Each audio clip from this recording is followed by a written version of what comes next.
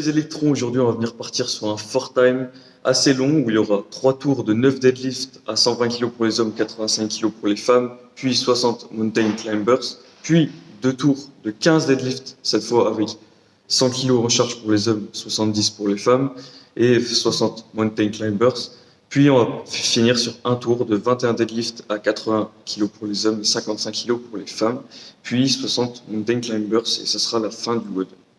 C'est un WOD qui est assez long, assez contraignant au niveau du nombre de répétitions en deadlift. Il y en aura 77 en tout. Avec les mountain climbers qui vont vous couper le souffle, souvent qui vont vous monter en cardio rapidement avec les deadlifts.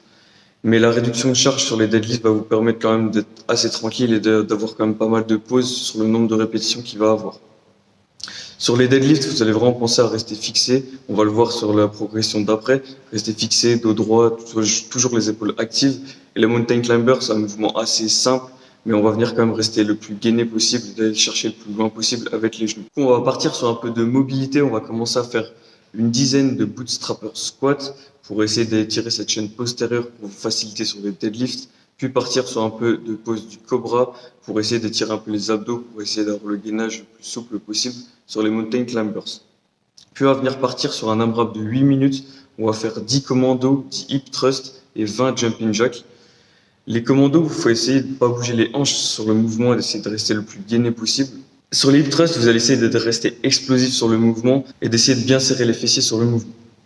Puis les jumping jacks, vous allez essayer d'accélérer le rythme en fonction des tours que vous allez faire, d'essayer d'augmenter l'intensité sur ce mouvement. Et donc on va venir s'attaquer sur un spécifique de deadlift, on va venir partir sur 2 tours. Le premier tour à vide et le deuxième tour, essayer de monter à 50% de votre max en deadlift. On va venir partir sur 10 répétitions de 3 secondes de descente sur le deadlift, où on va venir se replacer à chaque fois au début de la rep. On va penser vraiment à bien fixer sur le mouvement au début et sentir une tension dans les ischios à chaque fois, chaque départ de rep. Puis on va venir partir sur 10 répétitions de 3 secondes de descente, pareil. Mais là, on va venir essayer d'enchaîner, mais sans mettre de rebond sur les répétitions. C'est-à-dire qu'on ne va pas se replacer à chaque fois. Vous allez rester placé à chaque fois sur le mouvement. Essayez de garder le dos droit le plus longtemps possible. Puis on va venir partir sur 10 répétitions, encore une fois, de deadlift en plio, là, cette fois-ci. On va venir essayer de les enchaîner le plus rapidement possible en pensant aux étapes qu'on a effectuées avant. Puis on va venir partir sur une montée en charge tranquillement pour essayer d'aller chercher vos charges pour le WOD. Et donc je vous souhaite bonne chance pour ce WOD et on se dit à la prochaine salle.